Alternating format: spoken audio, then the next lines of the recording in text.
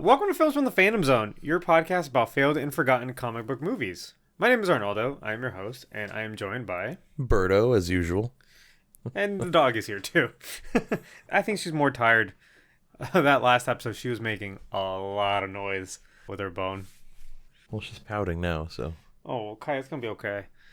Alright, so we just did the 1979 Captain America TV movie starring a guy named Rybut Brown. Mostly only did stuff like this TV shit, right? Yeah, and like some B movies, if even that. Yeah.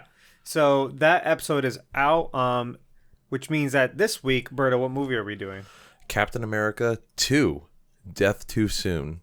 It's called Death Too Soon, and it's not, unfortunately, a Too Fast, Too Furious situation. They spelled it all correctly. Yeah. They should have left out the number 2 then, because it just makes me want the 2 to be later. Like, well, also, you say 2 too many times in this title. That's what I'm saying. Yeah. It's like 2, Death 2. Yeah. Skipping over the rules because we're doing a sequel, right? So usually we will do all the movies in a franchise and like a series all at once. I mean, up to 4, I guess. With Batman, we did 4 movies. Yeah, but like I think we said when we do like a much bigger franchise like X-Men, we're kind of gonna split it up. Yeah, we're gonna split X-Men up into like 3s probably. That way we're not doing like how many movies are there? Like 12, 14? There's 13, I think, but 2 of them don't count because they're Deadpool. Yeah. Okay, and that's getting folded over. So anyway, let's just get right into it. Oh my god, my stomach hurts. Oh shit. Is it the burrito? No, it's this Coke that I just chugged. You know how you fix that? You just chug some more. Until you finally burp. Until you burp, yeah. And then I edit out the burp. Anyway, so let's just get right into it. Time comes in the description, as always. So if you want to jump around, you can do that. But this movie is available pretty much nowhere. We bought it on Amazon. The last one was available to rent on like all major retailers. But it was terrible quality. It was really bad quality, yeah. So I wish we had just watched the DVD. But I bought the DVD. It was $6 for like a combo pack, both movies. $6. It arrived in 2 days. So I thought that was pretty worth it, honestly. Yeah. It was basically the price of like a rental. This one you really can't find anywhere to rent, Captain America 2. So buy it, I say, because it's gonna be interesting. We'll get into it. Yeah. Initial expectations, Berto? Did you? I mean, I didn't really have any. Yeah, I didn't know this movie existed. Yeah, so. I don't think either of us did. So yeah, I knew there was a Captain America with the helmet. I'd seen the pictures of the helmet. I just always kind of assumed it was one movie. Yeah, we didn't know there was a sequel to the movie that we talked about last week. Yeah, so this is a proper sequel. Most of the actors are back except for Wendy. She got recast. Obviously, the woman got recast. And she looks completely different. I think she was blonde in the last one. Yeah. And she's like a brunette in this one. I mean, after seeing last week's movie, the first Captain America, I just kind of wanted it to be, I don't know, more of that. Like, we had a little bit of fun with it. Like, we didn't hate it. Right. You know, just more, just like campy 70s Captain America fun. That's really... Yeah, I think I was just hoping for this one to be like a little bit more exciting, I guess. Oh, and Sir Christopher Lee is in this movie. He's the bad guy. And so when we popped the movie in and we saw that, or like we got the on DVD and we noticed, we were like, holy shit. So that kind of upped my expectation just a smidge, you know? I mean, he was in a lot of bad movies too. Yeah, so we're going to get into him for Keep or Cancel. But, all right, so let's just get right into the plot then. Okay, so we watched the opening credits with tons of footage of Steve driving in his blue van. Just some more of that, right? Just like exactly like the last movie. Apparently, they shared some like footage, some of this. I mean, I'm sure cut costs wherever you can, especially if it's a generic ass scene like this. Yeah. Again, this came out on TV as a 2-parter in 1979, the same year that the first one came out, and so it's like a really quick turnaround. Yeah, it's like 6 months later, and it's like a feature-length movie. It's like an hour and a half long. At the Venice Beach boardwalk, among people playing with frisbees, Steve Rogers draws a portrait of an older lady. A frisbee player almost runs into her, but Steve pushes him back. She's startled, thinking she was about to get mugged. She opens up and admits to Steve that she and her older friends have been getting mugged recently by a gang after cashing in their pension checks. This is It's kind of an awkward scene when Steve just pushes the frisbee player back. There's a lot of frisbeeing going around, and like I was not alive at this time. Like I know about like the skating sensation. Everyone was on like, Venice Beach on skates and shit. But I think the frisbees are just kind of like, it's like foreshadowing, Steve's gonna be doing this a lot with his shield. So, but I just love how they're having some other small talk before this happens, and she's like, "Yeah, by the way, I'm getting robbed, and so are all my other friends." And then there's this gang, and it's just picking on old people and robbing us. And it happens regularly. Yeah, like lead with that. That should be if you see your friend that you haven't seen. Like apparently Steve's like a friend of the old people. He says later on, every single old person, yeah. I guess. You should start with that. Hey, by the way, this terrible thing is happening to me and my friends. But it just very casually just comes up in conversation. Because she got startled by a frisbee player who Steve aggressively shoves like away. Yeah, he didn't mean any harm, He was kind of being a dick when he pushed him too. He's just, like, I get, okay, you're getting defensive for the old lady, but like, come on. The guy was just running to grab his frisbee. Yeah. Steve inquires when his old friend will cash in her next check and parks his van nearby. He waits as a suspicious figure follows the old lady to an alley and shoots out of his van and his motorcycle to intercept the gang member. One of them pulls out a knife, to which Captain America throws a shield behind the unsuspecting mugger. Thinking Captain missed him, he just stands there as the shield very slowly floats back and hits him from behind. Captain America then chases a second gang member who fled down the beach in a dune buggy. There he exclaims, "The old people in this town are my friends." Wait, what else did he say? Like, don't mess with them or something? Yeah, he's like, "Listen here, punk. The old people in this town are my friends, and if I hear you messing with them..." Is that when he says, "I want the names of all of your fellow gang members"? Yeah. And the guy's like, "Okay." Everybody in your gang. Also, when he throws the shield, it's comical how cheap it looks. Yeah, it's the same shield as before. He's in a new outfit, right? He's in the one from the end of the last movie. That's like the classic Captain America outfit. Mm-hmm. But the shield is the same, and like the dirt bike is the same. But yeah, like it just floats on a string basically. And when it hits the guy in the back of the head, it literally like bounces off of him. Right, because it has no weight. This thing probably weighs like a pound. Yeah, and so the guy like just pretends to fall forward after it touches him. Yeah, it's a very it's like a slow cue. Like he's waiting for his cue, and then he feels it, and then he just kind of like flops forward, like, throws his body down. Say what you will about that last movie, like pretty bad action, right? Yes, I think this one's already like an improvement. Like this whole, the fight with the mugger. Yeah, that part's funny, but it's funny like in a good way too. Like I don't know if that was intentional. Yeah, I don't think that kind of humor was intentional. Like we're laughing at how like cheap it looks, obviously, and how like unpractical it is. But then like he chases down the dune buggy on the streets and then on the beach, and he like knocks the guy out. The car just kind of like floats out into the ocean a little bit. Like that thing's totaled. Yeah, but it's a little bit more like better, planned out choreography, I think. He's actually like being a superhero of sorts. Yeah. It's not horrible is what I'm saying. It is definitely an improvement over maybe what was like my biggest complaint with the last movie. And it's not like shot in the middle of the night, which like half of the last action scenes were. Like it's just broad daylight, you can see everything clearly. Like play to your strengths. If you can't film that at night, then don't. Dr. Simon and the new Wendy learn that a fellow scientist, Dr. Ilson, has been missing for 3 weeks. They find a name written in finger dust, Miguel, at the scene of the crime. They recognize the name as a foreign revolutionary who's been toppling governments in Europe. This must be the culprit. So I love that they break into this, like his lab, and the whole thing is like turned upside down. Yeah.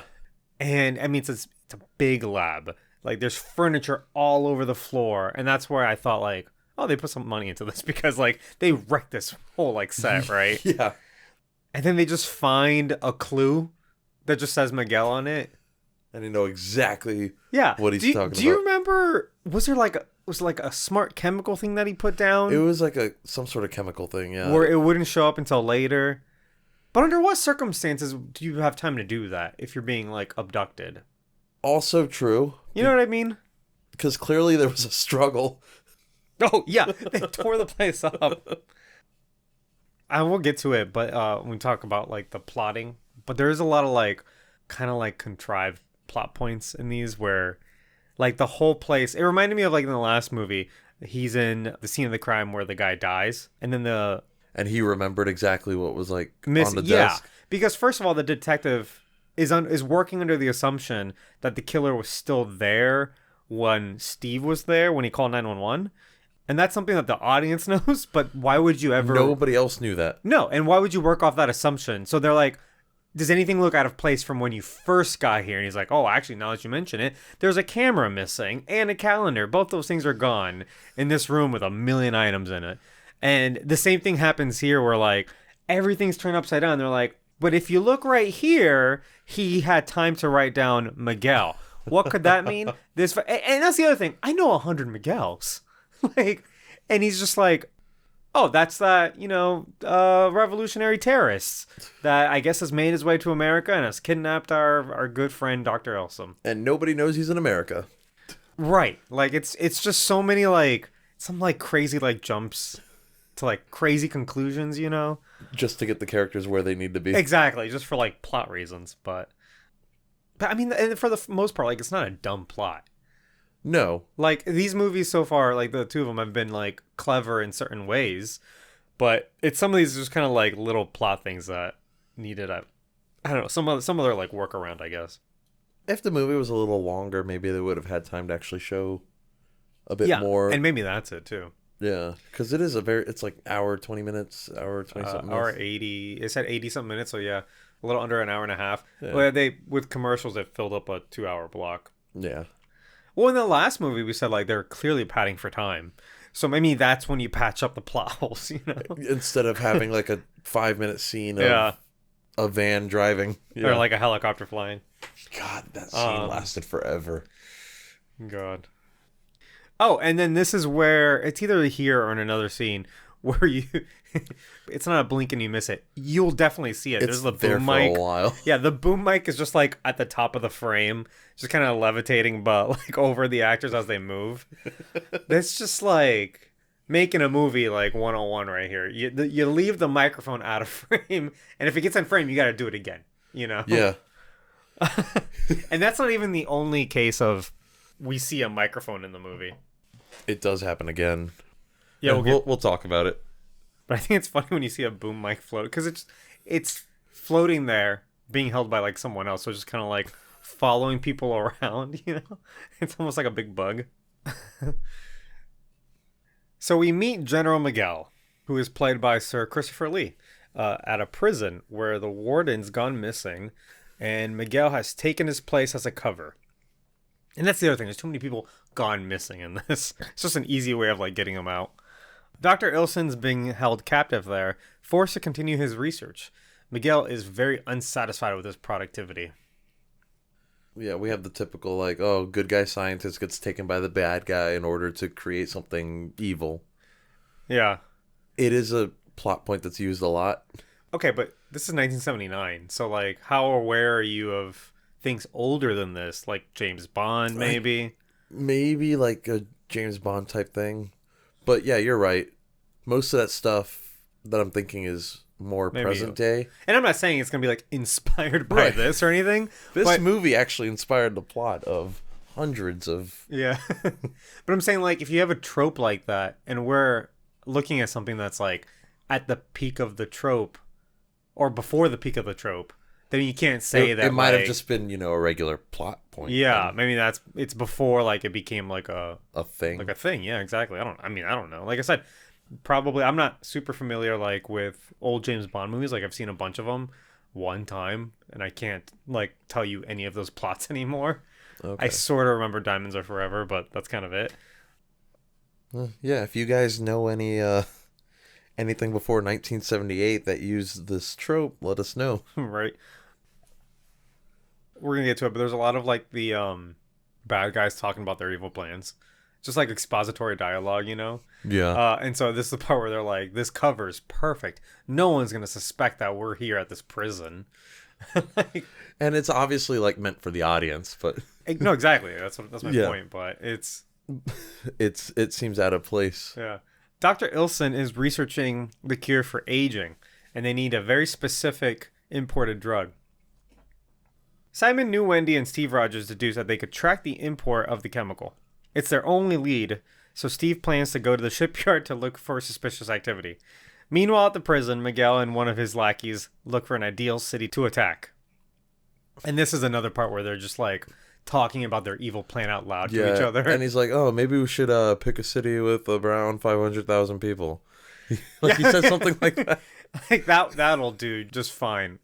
And in fairness, I think they only have like so much poison and so much antidote. So like, True. like I think that's So that it's was like like you an want actual, to you want to like, do like a problem-solving. heavily populated area, but you're not going to do like New York City or like Chicago or They're not anything going like to pay that. your ransom if you let all these people die. Yeah. So it has to be Yeah. like carefully. There has to be some sort of control over it. Again, this is kind of where Simon, Wendy, and Steve, they're always in the lab, like figuring everything out like way too easily. Because they're all geniuses. Yeah, but they all, again, it's just like they're all jumping to the correct conclusions in like really wild ways. So they're like, well, Dr. Elson, what is he working on? Okay, well, the thing he's working on, in order for them to do that, they need this very specific chemical. We can track that. Where do we go? We go to the shipyards. Let's go there. We'll definitely find the bad guys there, you know? And they do this all in like a minute. So That's that true. yeah, so that leads to Steve goes to the shipyard to look for clues. Yet he immediately attacks all of the minority workers. And I'm just gonna stop right here because something I noticed in the last movie was that there was like no black people. And part of me is like, okay, you gotta understand this is 1979. There were fewer like non-white people in like this industry at the time. Right. You know, they were just, one, not getting those opportunities, and two, like not going for those jobs. Yeah. Because I mean, I feel like acting is kind of like a white collar-ish privileged job where like you're not like, I mean, we hear stories about like homeless people or people like, you know, couch surfing as they before they hit it big, Right. that are dedicated actors. But I feel like if you're really like in financial trouble, you're not jumping to acting. You're No, doing a more because reliable chances are, job, you know. If you're already in financial trouble, chances are you're not gonna make it out there, you know? Yeah. So I feel like that's another factor as to like why it took, you know, minority actors time to like get into the industry, you know what I'm saying? And so I tried to like look at it both ways for that last movie because on the one hand, yeah, everyone's white in that movie, but also like there's only like 10 people in that movie. Like True. It's really small. And like we said, like how many like available like people of color are there to like be in movies at the time for like TV in the 70s? Like I don't know, it's tough to say or whatever. So but I feel as if though for this they're like, okay, you know what, like that was something that we didn't do, we need to get like more representation, at least to some degree, in this movie. If anything, in the background at least. Like, Yeah, because there's a black guy, there's an Asian guy, and there's like a Latino guy in this movie. They're all bad guys, sure. They're all just like pawns that get like beat up really fast, but they're like the goons. But at least they're there, right? But the funny part about that is like Captain America just gets there, and he's like, without even thinking about it, just kicks all their asses. And they're just working. Yeah, like he hasn't even stopped to like look for clues and deduce like, oh, these are the bad guys and they're moving the chemical that I need. Yeah. Well, first of all, if they're ordering those chemicals, then the bad guys probably aren't working at the shipyard. Those are still the employees there, you know? He just like runs in and is like, fuck all these people. Because he starts like climbing the crane, and the guy operating the crane is just looking at him climbing it, very confused. Yeah, like And then that's Captain the one America- black guy. And he doesn't fight back or anything. And then he gets to like the, what do you call it? It's not a cockpit, but whatever. it's he's well, it's a sitting in- forklift, and it's like Oh, it's it's like a really tall forklift. yeah, it's still a forklift, I think. Okay. But like he gets to where the guy's sitting and just picks him up and throws him out of it. He just tosses him the fuck out. And the guy's just looking confused the whole time. He's like, what is going on? Nobody's fighting back either. That's when you and I looked at each other and were like, this is not very Captain America. Or is it very Captain America? He's just beating up all the minorities. And then I think during this scene, we also have... Is this where he slides down the railing? Where he like sits on the railing and like slides down? No, that's at the end. Oh, yeah. Because that's fucking hilarious. No, that part was fun too. Yeah, so as the action continues, Captain America runs his bike over some crates, turns over a forklift. Yeah, and then he flips the thing over for no reason. I remember that. And inflicts a lot of unnecessary damage. I think at one point some guy just kind of falls into some crates for no reason. Did he toss them? I don't know. Like, he just like loses his balance and falls. Well, when he opens the crates too, he just like rips them open. Yeah, he rips them open. He punches a hole in one. That's how he got into one. He just literally like punched a hole through like the wooden and he's crate. like, here's the drug or the chemical. Yeah, like he knew what crate it was in and everything. No, he had some really good intel. Yeah, he didn't do any like recon or anything. He just kind of like fucking shoot first, ask questions later. Captain America finds the drugs they're looking for and throws it over a building and into New Wendy's convertible Trans Am. That was so strange, too. It was also a very accurate throw. Well, that's what I'm saying. Oh. Instead of, like, meeting up with Wendy, and they have, like, a scene where they're like, hey, off screen, I scoped out the whole situation, and I deduced these guys were bad, so I beat them up. I took these drugs. Here you go. Take them back to the lab. What he does is that he tosses it over a building, and I mean like a 4-story building. Yeah. And then if just from the other perspective, it just like falls and flies, and it lands in her passenger seat. He had a trajectory perfect. It's just such a weird thing to put in the movie, you know? I think they're just trying to show his strength, I guess. Like, oh, hey, he's really strong. That? I don't know. Okay. The convertible Trans Am was sweet, though. Very 79. Simon and Wendy verify the chemical. Steve stakes out the workers and then follows them. They go to dump the drugs to another group of bad guys who then go into a town named Bellevue. There's a lot of like driving around, and then the weird theme song music starts playing. I think it's when he gets into the town, maybe? It was very kind of sitcom-y. Yeah. It was almost kind of like WandaVision, what they were making fun of, you know? Yeah. It didn't really fit what was happening on screen, that's for sure. I got real confused. I was like, did we just jump into a different movie? Because there's some transitions in this movie where you feel like they just forgot what movie they were making. They started making a different one real quick. Because in this next part of the movie, just kind of like, it chills out. Like, I guess it's like the second act where it just gets really calm. Even though he was like in a deadly chase on his way there. Yeah, and then like it just ends. And now we're in like the town of Bellevue. Yeah. So Steve continues to act undercover and stakes out the bad guys while painting in the middle of the town square lawn.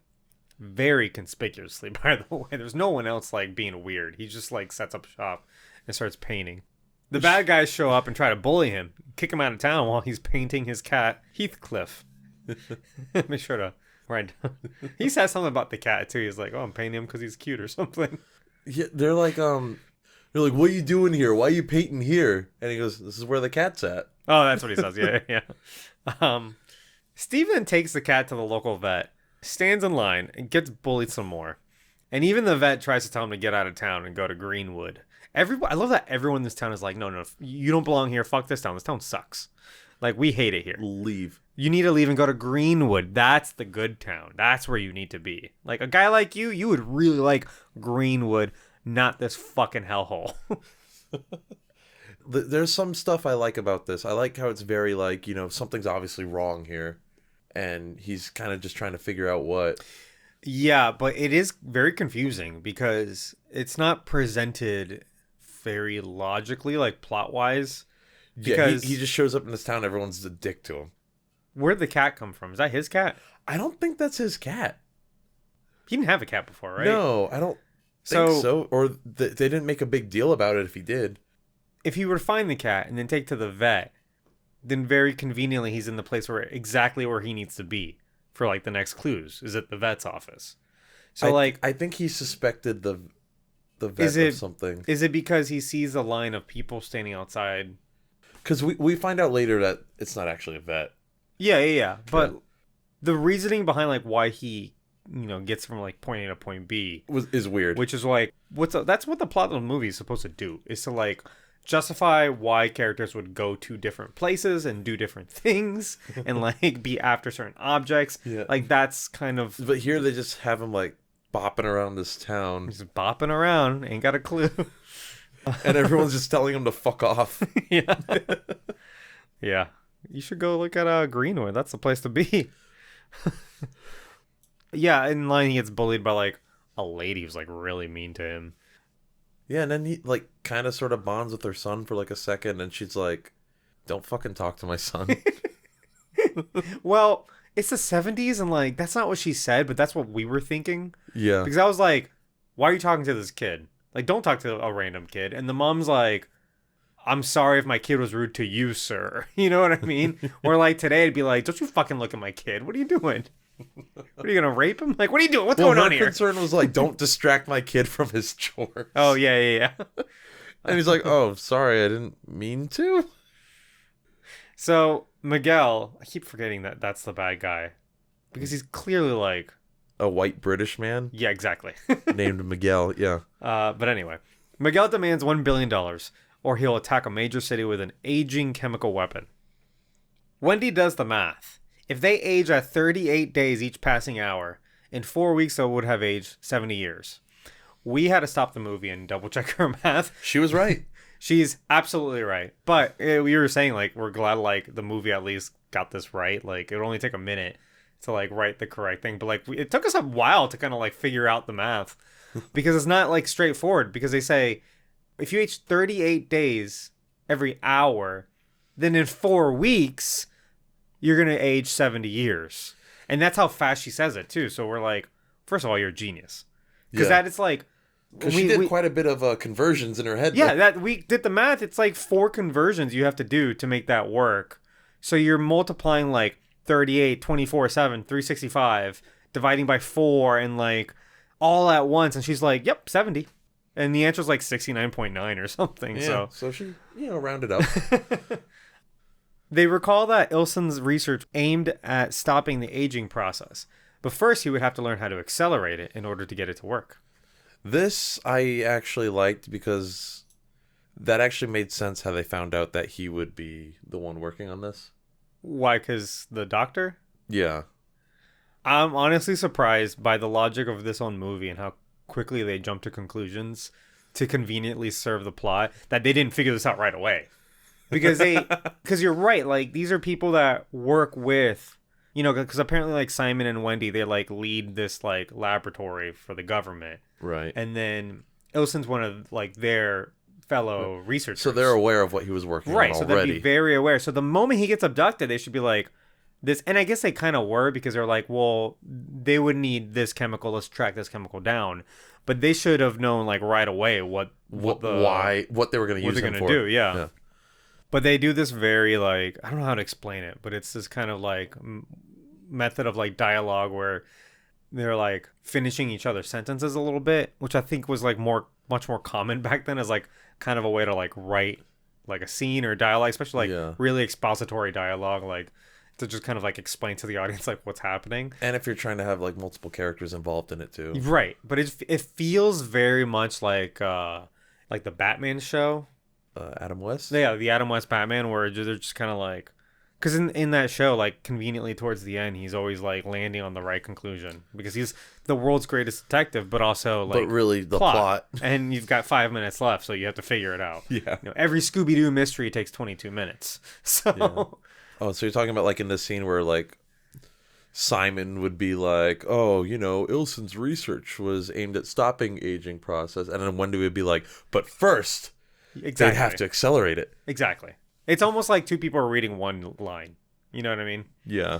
But yeah, that's exactly it. So Steve finds a lady named Helen who he encountered at the vet's office who was rude to him. No one will give him a place to stay. They're like, get the fuck out of here. Go to Greenwood. He reveals that he knows that the vet isn't real and demands to know what's going on in this town. The same bad guys from earlier encounter him with baseball bats and start to hit him. But he only fights back after the third hit, yelling, "Strike 3, you're out." And then he starts beating the shit. They punch him or something, or like they knock him in his back. Yeah, and they're hitting him with the baseball bat. His voice gets deep too. He's like, "All right, strike 3, you're out."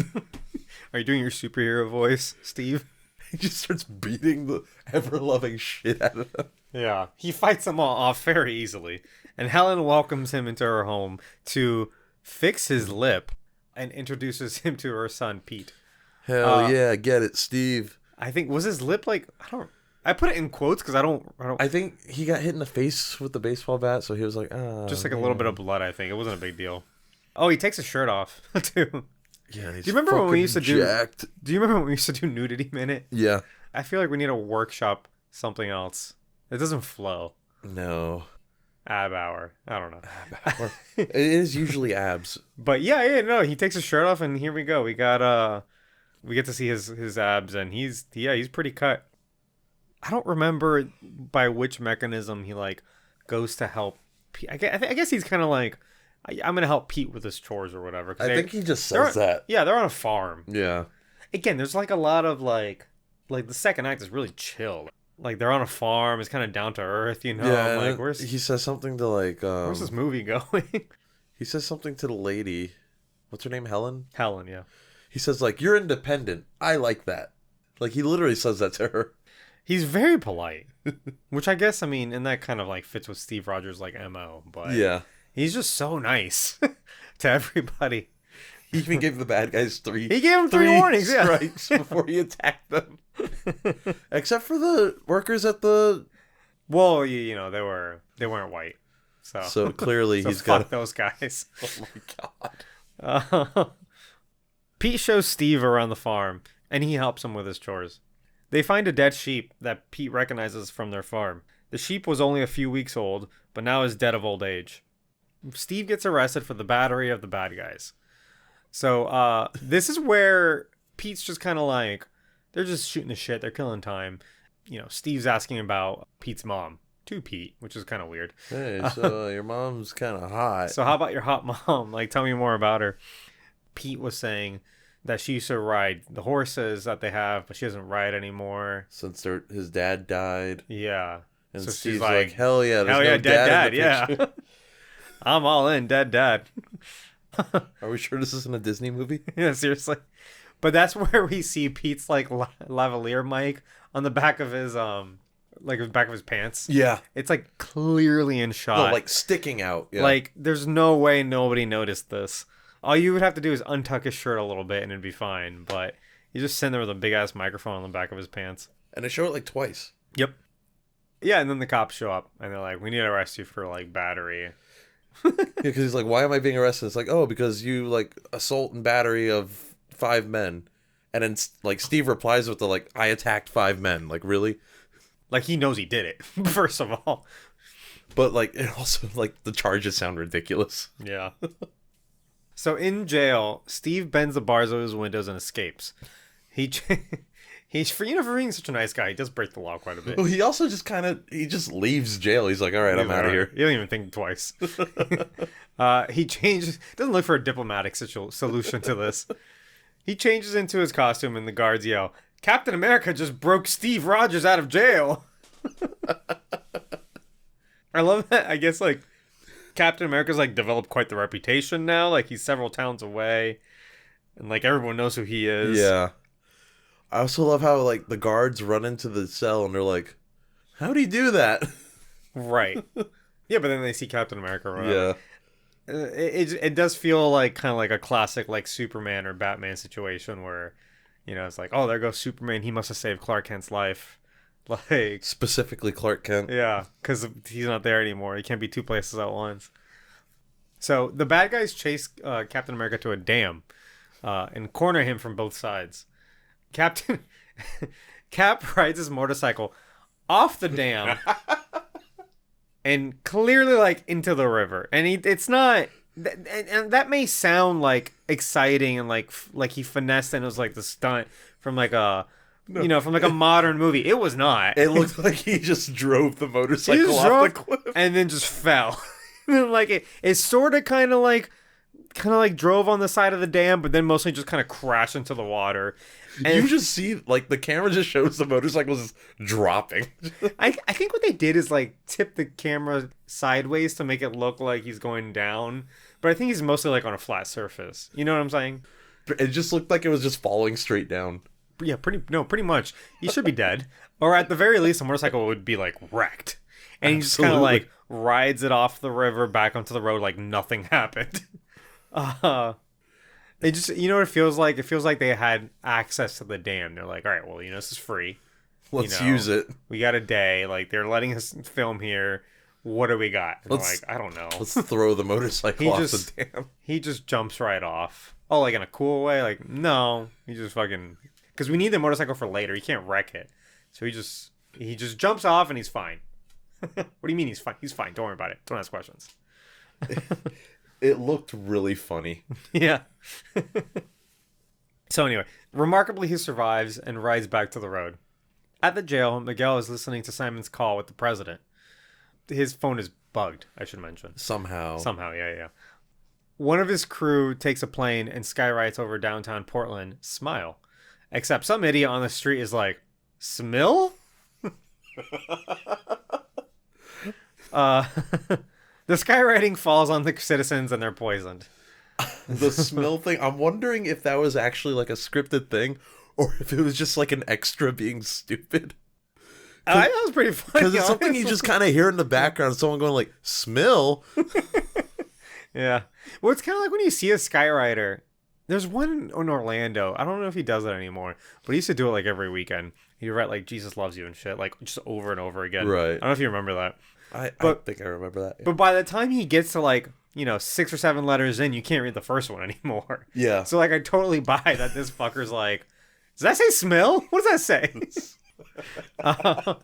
But it's also funny because like it's up in the sky and then like 2 shots later, like they're in a fog and they're like, oh no. Yeah. So yeah, it turned out that skywriting was just chemtrails. Right. Yeah. You turned to me and you're like, chemtrails. And then Sable was like, ooh. I was like, let me stop you right there. This is a bad Captain America movie. This is nothing to like put your stock in. To conspiracies and stuff. So I think I'm missing something here, but here's a big mistake we made. We watched this movie like a week ago, but yeah, life got in the way, and so now I'm struggling to remember some things.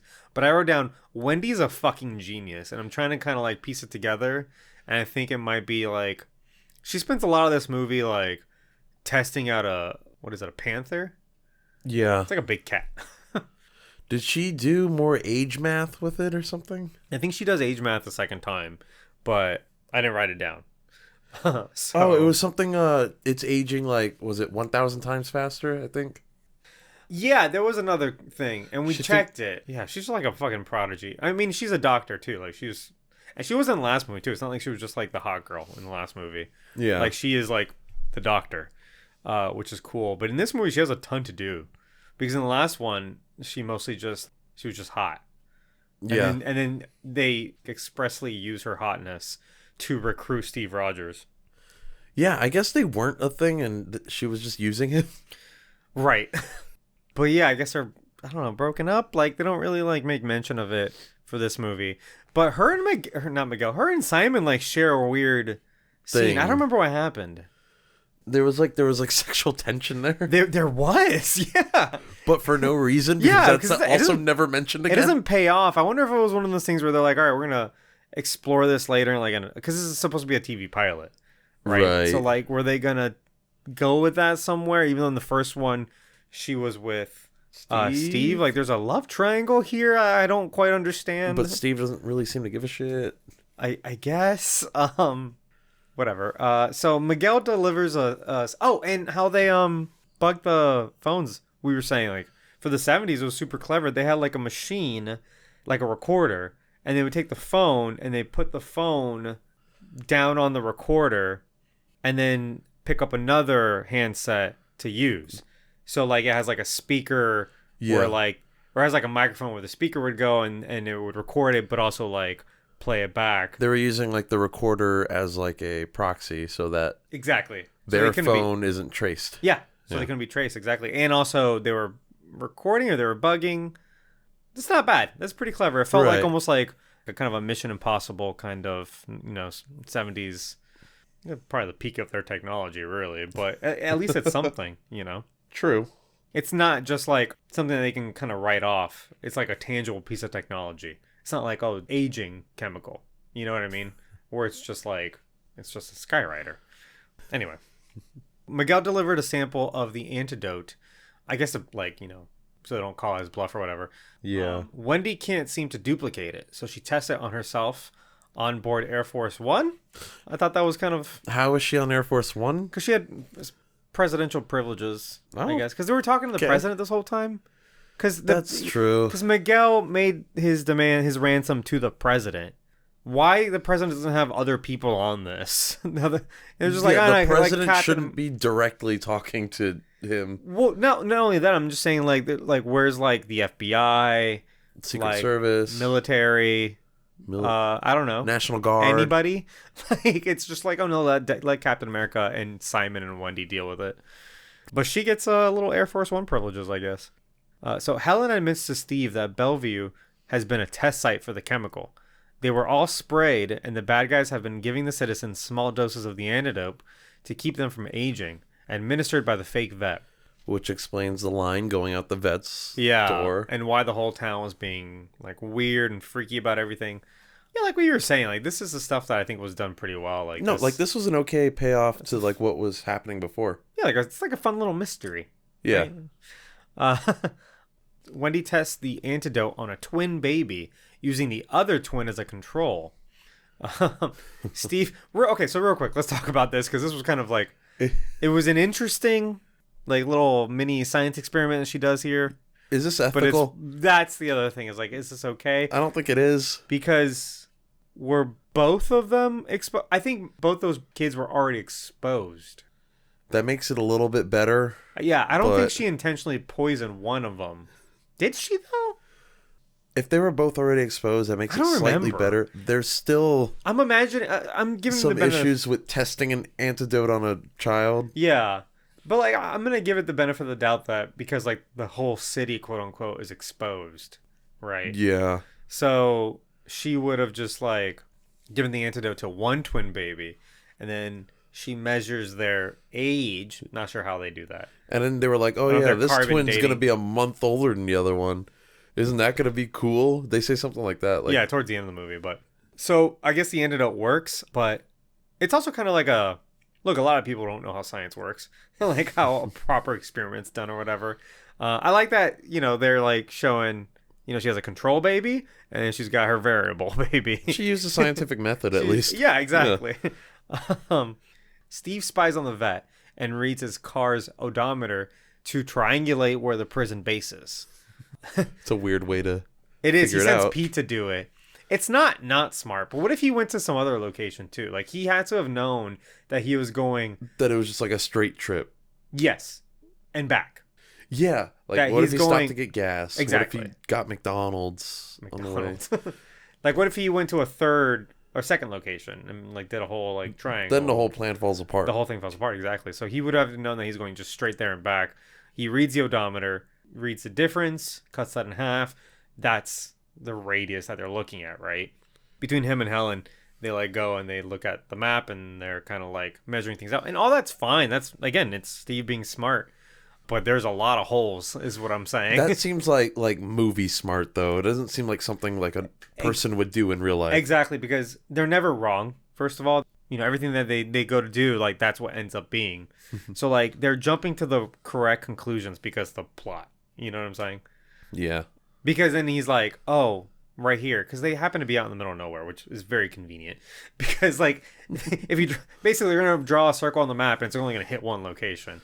It's all right, well, this is the only place in this radius. Yeah. So, and it's a prison, and then Helen's like, that prison just got a new warden. It says it right here on the newspaper. Come on. Nobody knows that. You know what I mean? And then so they're like, oh, new warden. That's it. That's how he's hiding. And then they figured it out. Would something like that be in the newspaper? Oh, local prison gets new warden. In a small town? Probably. again, weird plan. It's smart, but it's like smart in a really Hollywood kind of way. Sure. Even less than that. Helen helps him find it, and they kiss before he rides off. Hell yeah. That, I didn't see this romance coming until like it already happened, by the way. Like, I didn't see any chemistry or sparks flying or anything like that. No, they were just being polite to each other. Exactly. And she was actually being rude to him at first. No, right. She hated him for a while. And then, like, I guess he took his shirt off, and that changes everything. She was like, fuck yeah. And I was still like, well, what about Wendy? What happened there? Like, I guess she doesn't matter. well, she's like the third most important character in this movie, basically, Wendy. She's doing a lot of work behind the scenes here. And they got a panther for this movie, too, by the way. By the end of the movie, that thing's like full grown. Hell yeah. Although they mentioned it was like a lion cub. Oh, fuck, it was a lion. You're right. Yeah. You're right. We assumed it was a panther early on because we don't know anything about animals. We're like, well, it doesn't have any markings, therefore it's not like a cheetah or a leopard Or tiger. Right. So Captain America charges into the prison on his bike and rides right inside the halls. He miraculously doesn't die from carbon monoxide poisoning. Don't do this at home. I can't stress that enough. Like, you absolutely cannot ride a motorcycle inside a building that's that Close narrow. quarters. Yeah. It was like in these hallways that are very narrow, small ceilings. You would die. Like, you would die in like, I don't know, 30 minutes probably. How long does it take you to die, like, of carbon monoxide? Like, when people, like, people kill themselves this way. They, I like, think you start pass their car. out pretty quickly. Yeah. And then you die shortly afterwards. Exactly. Yeah, don't drive any sort of vehicle inside of an enclosed space. If it's Especially electric, one that- you won't die. But... Right. But, like, if it emits any sort of carbon... Seriously. So, Captain America frees the professor, Ilson, and pursues Miguel. His bike, somewhere in here is where he does the rail thing. He slides on the rail. It's so funny looking. I'm pretty sure it's probably going to be in, like, the preview that we put up. Yeah, on our Instagram post. Yeah. His bike converts into a hang glider. That was a fun little thing too. He's like riding on like I'm a sure that rail. could be on our Instagram post too. Maybe, yeah. He's like riding on like a wall or something. And he hits a button, and then like a transformer, basically like his motorcycle starts like growing limbs, and then like the whole hang glider parachute comes out, and then he just like kind of fucking takes off. And the hang glider is like an American. Well, it's an American flag, but it kind of looks like Puerto Rico because of the one star. Oh yeah, because it's a Captain America. I mean, Captain America could like visually basically be Captain Puerto Rico. When you look at how it looks. If you just like look at him. Yeah. If you didn't know any better, like if you didn't know, you'd be like, oh, it's Captain Puerto Rican flag. Yeah, that's the Puerto Rican flag. One star, red, white, and blue. yeah, 3 bars. Yeah. Where were we? Oh yeah, converts it to a hang glider, and he flies down to the road, continues to chase on land, and confronts Miguel. Wait, did we talk about dogs? That's not real. Oh yeah, he fights some dogs. But really, he just plays with them. Yeah, I don't know if they weren't the best trained like animal actors. They were like very clearly just playing with him. They just wanted to like jump up and have fun. Yeah, like he's acting like he's in distress, Yeah, but and the dogs are like he's like lightly tapping them with his shield. Like he's like the dogs are loving it. They're very cute. It was a very unnecessary scene. Again, they didn't look vicious in the slightest. No. Also, did those dogs like in the plot die because they like gave him 3 times the amount of the aging serum? Did they? Yeah, he was like, give them 3 times the amount of serum and release the dogs. Because they were using the dogs, I guess, to test it. Oh no, well that sucks. Yeah, but they were so excited. Poor pups. I mean, it's not real. And they look like they had a lot of fun. I don't think any dogs were harmed in the making of this movie. Surely not. I hope not. Surely. But, okay, that hang glider couldn't possibly hold the weight Of a motorcycle and a human? There's no way, right? No. Also, I'm willing to bet that Steve Rogers is like well over 250 pounds. Oh, yeah, this man's like 6'5". Okay, so he's probably like 300 pounds. Yeah. Maybe not that tall. He's like 6'3" or 4". He's pretty big. Well, like he's like over 6 feet tall and he's like all muscle. And he's like ripped, yeah. I'm going to guess like 300 pounds, like WWE wrestler. Yeah, he's pretty big. So he confronts Miguel. He like corners him or something. They're like in the middle of a field. Steve throws his shield, but Miguel isn't fooled by the shield trick. Because he throws, again, just throw it right at him, basically. Don't throw it. Don't do the whole, it's going to circle back thing. Like, they'll see that coming. And bonk you in the back of the head. Uh, in a last-ditch effort, Miguel throws a bottle of the poison to Steve, but Steve throws the shield back at it. The shield shatters the bottle, and its entire contents fall on Miguel, who ages to death in a matter of seconds.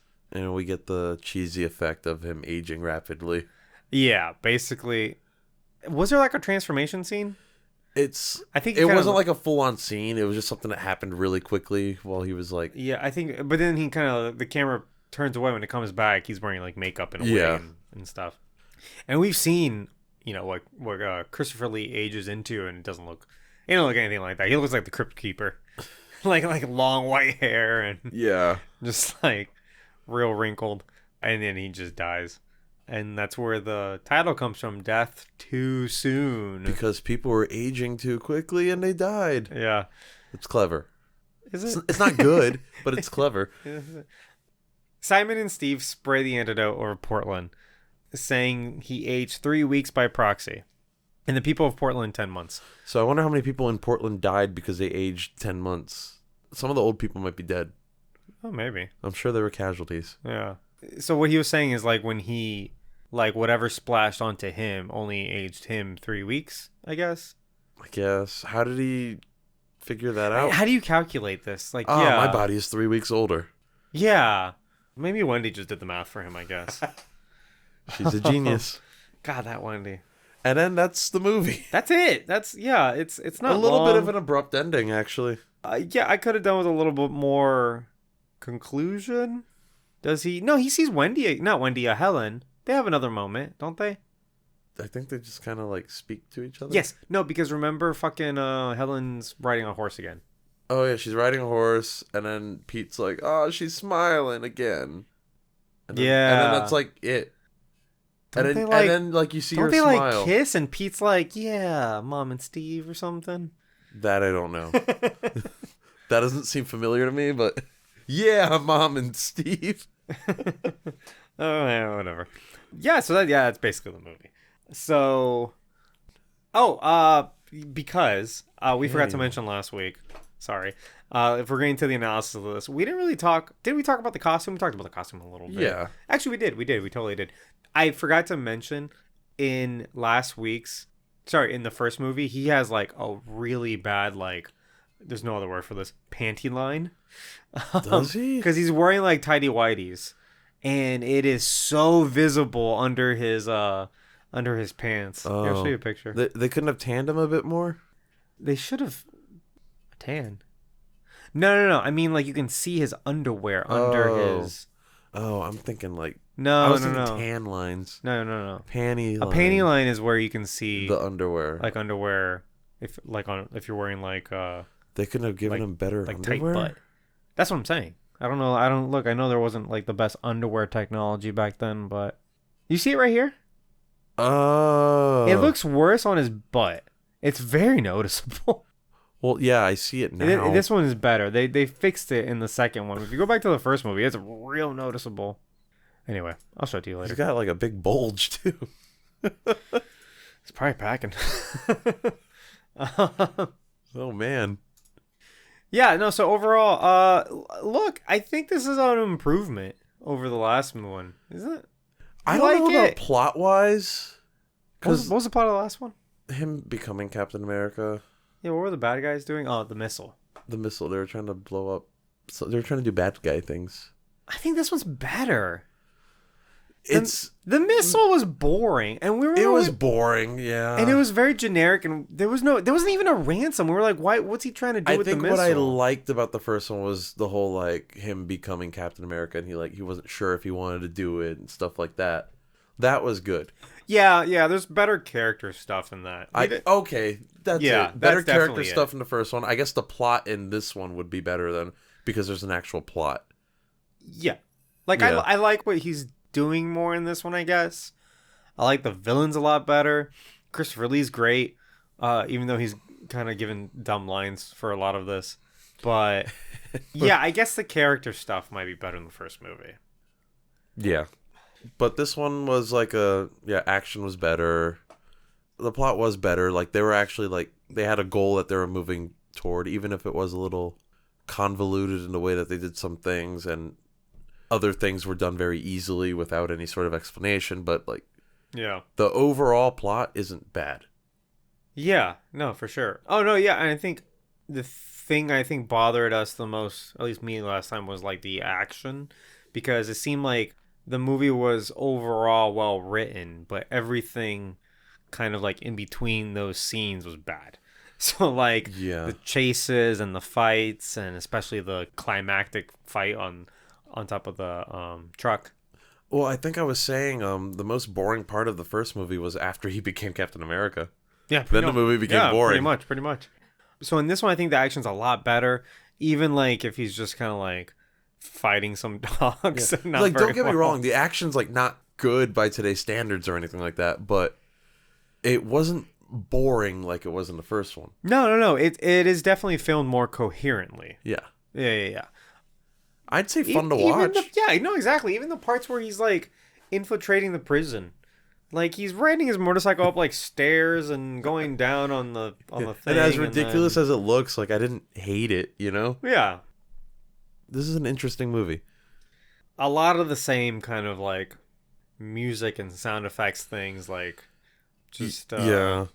the same kind of anytime he uses his powers is like wah wah wah wah wah wah wah wah. Why is that? Just the 70s, I guess. I don't know. I guess to show us or to tell us that like, oh hey, he's using his super strength right now. Right. Or like the kids. Maybe it's like a kid. I don't Wah, wah, wah, wah, wah. know. Costume's still the same. Like I said, it's the same costume as before, and they fixed the whole kind of like his tighty whitey situation. But it's like it's the same costume that he got at the end of the last movie. Yeah. It is like the traditional Captain America with the But add like a helmet. motorcycle. You were helmet saying and visor. you looked up the helmet thing. Yeah, apparently California Highway Patrol or someone that's in charge of those type of laws wanted Captain America to wear a helmet while he was While on his I was motorcycle. Yeah. And so they're just like, all right, fuck it. We're just going to make that part of his costume. Yeah, they incorporated it. And that's kind of what I was saying last week is that I don't have a problem with him wearing a helmet. It's very responsible. And we talked about this. What episode was that? Daredevil? Was it Daredevil? I think it was Daredevil because nobody was wearing a helmet in that. Did anyone need to wear a helmet in that? Yeah, what's his face? Bullseye. Oh, yeah. Yeah. But we were talking about how like nobody wears helmets in these movies, and it leads to like the depiction that these heroes don't wear helmets. It's cool not to wear a helmet. It's cool not to wear a helmet, so why would I wear one? Exactly. And like Let me just bash my brains all over the concrete. right. And that like a crazy statistic of motorcycle riders like don't wear helmets. Oh yeah, insane. I see it like every day. Yeah, you see it all the time. So that makes sense. I have no problem with him wearing a helmet on the motorcycle. It's just I feel like he should just take it off and it would look a lot better. Yeah, maybe don't fight in the helmet. Or have like a different helmet, like Or just new like, Captain America, like kind of World War One-ish, like a soldier type helmet. Yeah. That would look really good, and we know that because We've seen it. I almost call him Steve Rogers. Chris Evans wears it. Yeah. Human Torch. Yeah, that would look. I feel like that would fix a lot of his kind of like costume problems. Because the rest of it's fine. It's just classic Captain America. Like, what more do you want? It's 1979. Although in this one, he has a mask underneath the helmet.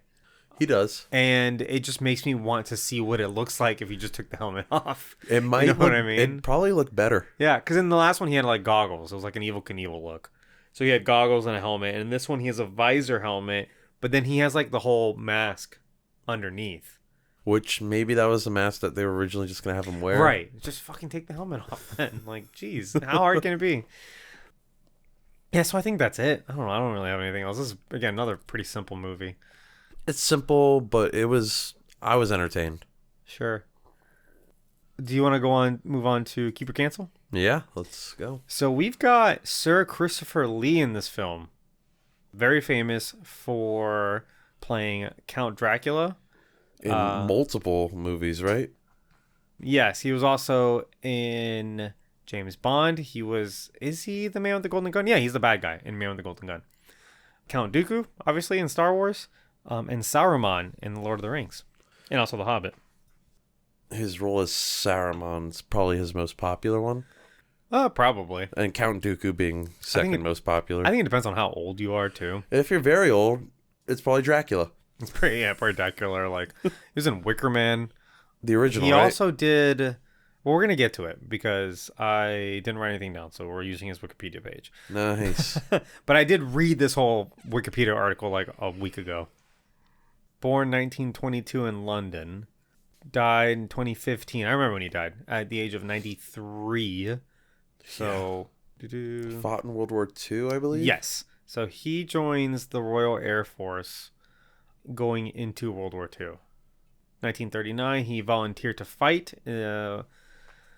Right there, like, that's already kind of like, I'm sorry, that's like hero status Yeah.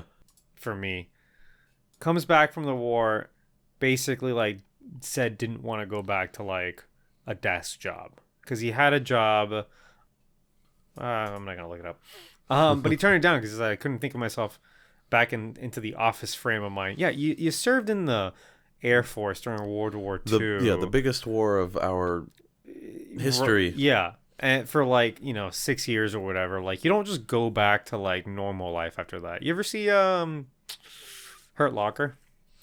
No, but I want to. Ah, it's a really good movie. I've heard good things about it. Catherine, what's her face? Bigelow? Yeah, Catherine Bigelow. Huh. I'm not dumb. I did it. No one said you were dumb. I'm just amazed sometimes when I get the names right, Anyway, yeah, no, but that movie's all about like these soldiers that go to war. They're part of like the bomb squad. They defuse like bombs, like in Afghanistan, and then they come back. They have PTSD, but not only PTSD, like they just can't settle into like regular life anymore because they have the most high octane job in the world. Like defusing bombs at war, in a war zone, and then they come back and like there's one character, I forget if it's Jeremy Renner's character or if it's another one. Is it Anthony Mackie? It's not Anthony Mackie. That's a different one. But anyway, there's one character that like keeps on just going back, back abroad doing another tour because he just cannot settle in like regular life anymore. Like so, that's like his life now. Yeah, like it's and that does happen to people. Yeah, right now it's very realistic, and that's kind of one of the reasons that movie did so well with critics. But anyway, you kind of totally see how like someone is like going to World War II and is like, I just can't just work in an office now. Like, what? And so he gets into acting. Yeah. So the armed forces were sending veterans with an education into the classics to teach at universities, but Lee felt that his Latin was too rusty and didn't care for strict curfews. But either way, he ends up getting in with Hammer Film Productions. So like a film studio, and works with them for like 20 years. Making Frankenstein, which he started actually as Frankenstein's monster, next to Peter Cushing's Victor Frankenstein. Him and Peter Cushing become like best friends. They were in like 40 movies together or something. It's a shame that Christopher Lee wasn't in the old Star Wars movies. Yeah, that would have been kind of fun. But then we wouldn't have Count Dooku. He's better as Count Dooku. I love him as Dooku. Oh, sorry, I said 40. It was 20. That was our first co-star, but they ended up becoming close friends, working on over 20 movies together. Most people know him from like Dracula, but yeah, he started off as Frankenstein actually. Then later does Dracula. So the film was critically acclaimed, and he became like the image of Dracula basically, and vampires in pop culture. But yeah, like I guess Christopher Lee to Dracula is like, if you're going to compare it to somebody today, Robert Downey Jr. to Tony Stark. Yeah, like Christopher Lee was Dracula. Yeah, basically. He was in the original Mummy? Yeah, or he was also maybe not the original, but like one of the earlier. It says The Mummy, 1959. Oh, maybe it is the original one. That's him right there. So he did the trifecta. All right. He did Dracula, Frankenstein, and The Mummy. And The Mummy. He was 3 Universal monsters. Yeah. So apparently that first movie did really well. So Lee returns to the role of Dracula, but has no lines and just hisses the entire thing. Lee says he refused to speak the poor dialogue he was given. Oh my God. But the screenwriter claims that the script did not contain any lines for the character. That's kind of funny. So he said all they do is write a story and try to fit the character in somewhere, which is very clear when you see the films. They gave me nothing to do. I pleaded with Hammer to let me use some of the lines that Bram Stoker had written. Occasionally, I sneaked one in. So basically, like Bram Stoker, the author of the author, right, from the book. They're like, yeah, he's trying to refer to the source material, and they're like, no, man, just like hiss at people and then bite their necks. That's all you got to worry about. So you can tell like why he would be like Annoyed. frustrated. Yeah. All in all, he plays Dracula 10 times. Whew. He played Sherlock Holmes. Yes. So then, no, he plays Henry Baskerville. Then he later plays Holmes And then, himself. yes, and then later plays Sherlock Holmes. So that's funny because he plays Baskerville in Hound of the Baskervilles. And in that one, Cushing is Sherlock Holmes. And then they kind of switch places. He's back with his buddy. And then he goes in and plays Sherlock Holmes himself. That's got to be confusing. Well, being both like against Sherlock Holmes and then playing Sherlock Holmes. Yeah. That'd be kind of funny, yeah. I don't think the movies are related. No, I guarantee they're not. Oh, and then he plays Mycroft Holmes, too. In the Private Life of Sherlock Holmes. Jesus Christ. Just all over the place, this guy. Three Musketeers. The Return of the Musketeers. Wicker Man, James Bond. Man with the Golden Gun. I'm pretty sure I've seen that one. And we're still in the 70s. Yeah, so then he comes to Hollywood. He was in Airplane? Oh, no, he turned down the role. I was like, he's not in Airplane. He could have been the main role in Airplane. Actually, Leslie Nielsen did a good job with that. Oh, yeah, and he's hilarious. Oh, and he appeared as Sherlock Holmes again in 2 more movies. Jesus. Him and Peter Cushing appeared in Hamlet, Moulin Rouge, obviously in separate Star Wars movies, and then Lord of the Rings. Did you know... Ooh, what were you going to say? Oh, that he was going to be Magneto. Or he tried out for Magneto. I didn't know that. He considered for Magneto. That would have been cool. Lost to Ian McKellen, his co-star from Lord of the Rings. I was going to say, in Lord of the Rings, he is the only person in that movie that had actually met Tolkien in real life. That makes sense. He's very old. Yeah. Oh, that's awesome. I don't know if they were friends, but they did, like, meet. Ooh, Charlie and Chocolate Factory. He plays Charlie's dad. Oh, and the Dr. that Tim Burton Wilbur Wonka. I don't know if that's a real character. They made it for the movie. I think they made it for the movie. But I like that movie. I need to see it again in case I hate it. I think I'm like the only person I know that likes that movie. Yeah, I like the weird Gene Wilder one. I also just like Gene Wilder though. That might be it. Yeah, no, I mean Willy Wonka. Sure, like it's the classic, but that doesn't mean that I can't be like someone else can't try. No, and again, like it's fine to like it. I just didn't like it. Super Burton. It was almost too Burton. I mean, that's kind of the point. It's not supposed to be realistic. It's like a step beyond Batman Returns. So anyway, well, he was also in a metal band. Oh, was he really? Yeah. Damn. Oh, apparently in an interview, he was sad that his friend Johnny Depp, I guess they were friends, they were in a bunch of movies together, had considered retirement. And he said that he had never had any intention of retiring. And he said, what else could I do? Making films has never just been a job to me. It's my life. I have some interests outside of acting. I've written books. I sing, for instance, like you said, it's a fucking metal band. Yeah. But acting is what keeps me going. It's what I do. It gives me my life purpose. I'm realistic about the amount of work I can get at my age, but I take what I can get, even voiceovers and narration. So he just liked working. I feel like that's a very polite way of putting it because he was never short on work. Like, he's a famous actor. Like, obviously, he's getting work. He's like, I'll just take what I can get. He's like, I'll take what I can get. But he says it because, like, he enjoys doing it. Yeah. I think it's, like, kind of the opposite of the Nick Cage situation where Nick Cage kind of has to take what he can get because he fucked himself over financially. Oh, yeah, for sure. Did you know for, like, Hobbit, he's basically, like, not there at all. When he was doing Saruman in The Hobbit, that's, like, mostly green screen. I believe that. Yeah. He was also extremely old. He was super old, so he wasn't on set or anything like that. He probably couldn't really travel. It's one of his last movies, I think. In his last 2 things, he was just a narrator. Actually, all of them. See, like, this is a voice. Oh. These are all posthumous so releases. The Hobbit was his last acting role? Yeah. Okay. That's Saruman. Not only green screen, it's like green screen his head on someone else's body. Like, that's how they did it. Yeah. Which, I get it. Like, there was no way he was at... How old was he? 90... It was the year he died, basically. So it was like 93. Like, he was in his Realistically, 90s. Like, what were the odds of him getting on a plane and flying out to New Zealand? Yeah, like, not at all. New Zealand, out of all places, too. Yeah. Hobbit was mostly, like, filmed on set and shit. It's all green screen.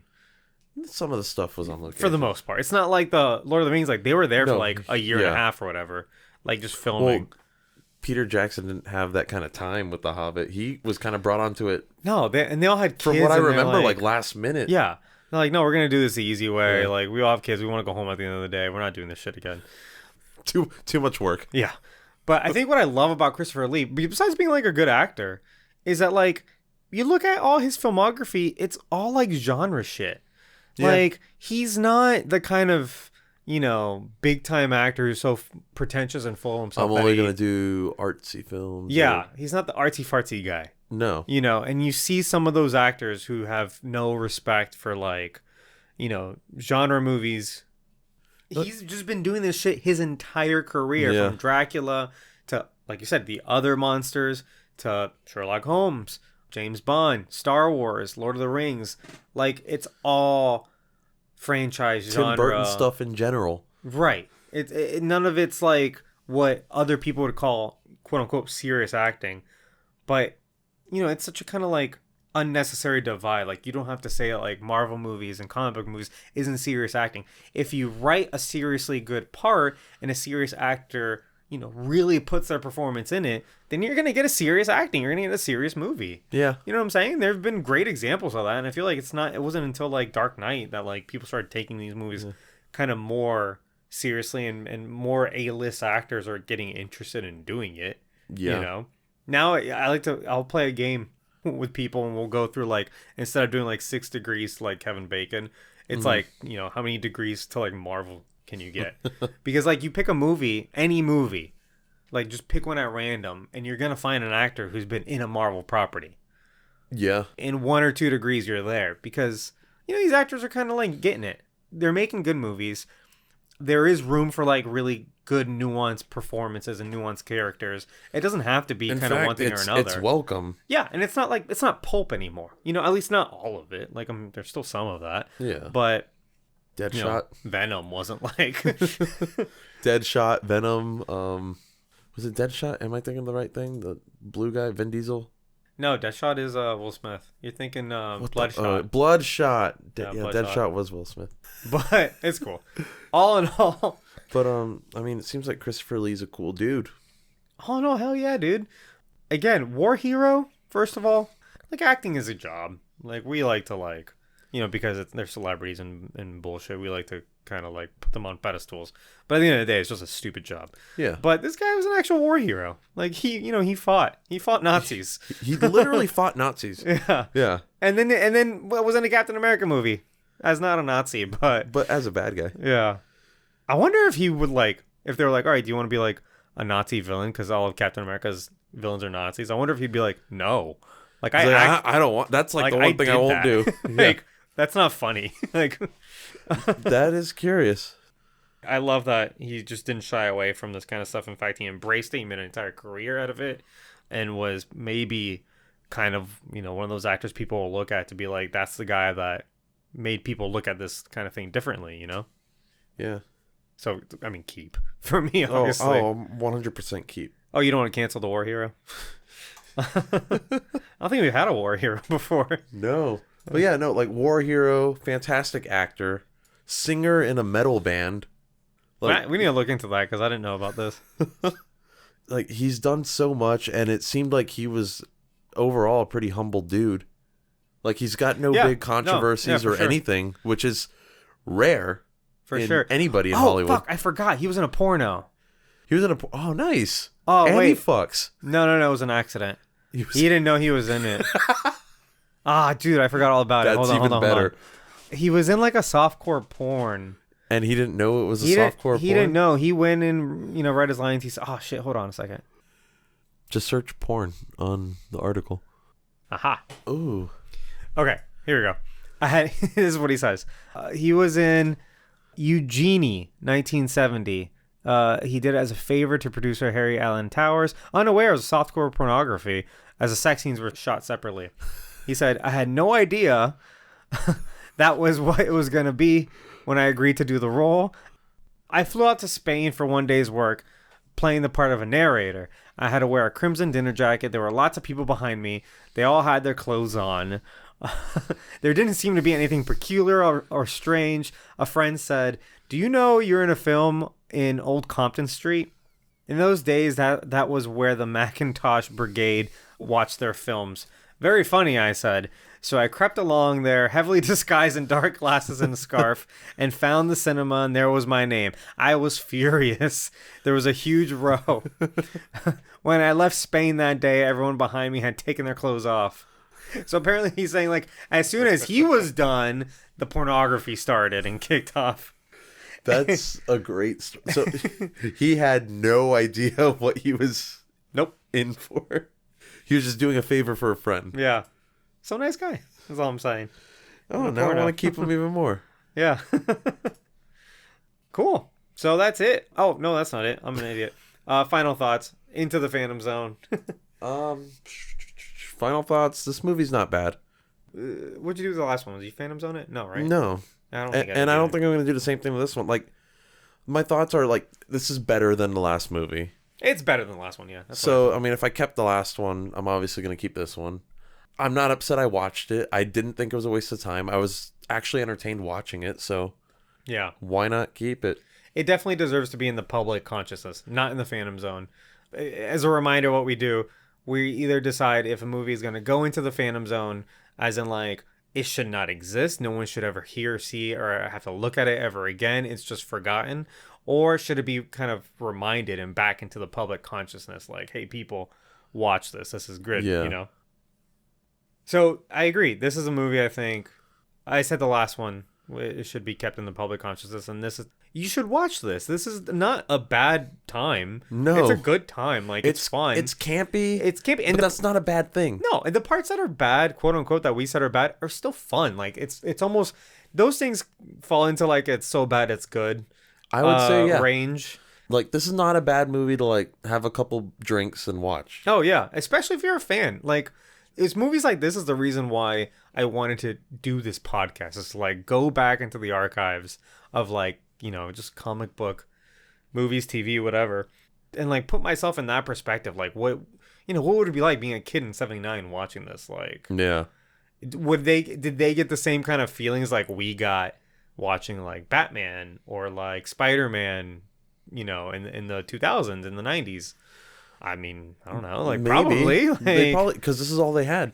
Oh, James Gunn was asked this week. I tweeted about this. What was his inspirations for Peacemaker? That's the John Cena character in the Suicide Squad. And he wears, like, this big silver helmet, and, like, very bright, like, red and blue, like a superhero looks a lot attire. like our Captain America. He posted a picture of our Captain America. This guy. He named a couple inspirations, but one of them was, like, this Captain America movie from, like, the fucking 70s that he grew up watching on TV. That timing's pretty funny. As, like, a kid. He was, like, you know, because he's in his 40s. Hey, shout out to James Gunn. I was like, hey, like, we did this on our podcast. Check us out. Let's tag him. Maybe he'll... So definitely keeping this movie. Watch it. It's, like I said, the bad parts are so bad that they're good. And the good parts are like, legitimately good. Yeah. So it was a good time. We had fun with it. So that's it. That's the movie. Next week, we are going to do... What are we doing next week? The next Captain America movie. The 1990... So there is a Captain America movie from 1990. And I'm so sorry. Let me look up real quick where it's available. We're probably going to have to buy this one, too. Oops. We couldn't find any streaming offers. How did they watch this? Yeah, no shit. We might have to... Yeah, this one might also need to be purchased. Okay, so Not a super popular. basically, it's probably not available anywhere. We'll see what we can do. We're probably going to have to buy it. We'll see how we scrounge this up.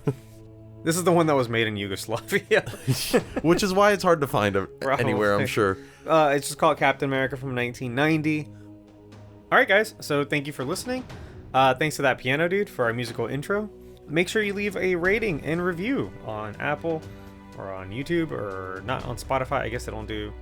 Yeah, I don't think reviews on Spotify really does ratings. You just download the podcast and listen to it. Spotify, I guess it's more just listen to us on it. Sure. But make sure you tell a friend. That's the next thing I was gonna say. Yes. Tell a friend, please. You can find us on Instagram at Films from the Phantom Zone, and you can find us on Twitter at Films from PZ, and you can listen to these episodes on YouTube. They're available there, in addition to wherever you're listening to it right now. So if that's how you get your podcast, hey, there you go. We're catering to you. There, yeah, you. And if you'd like to support the show, we are on Patreon. You can find us there at Films from PZ. So far, we have no exclusive content, but we're working on it. Well, we also have no patrons, so. Like, don't let the cat out of the bag, Berto. Well, we just made it, so we've only plugged it like 2 weeks. So other than that, guys, we will see you next week, Berto. See ya. Okay, bye.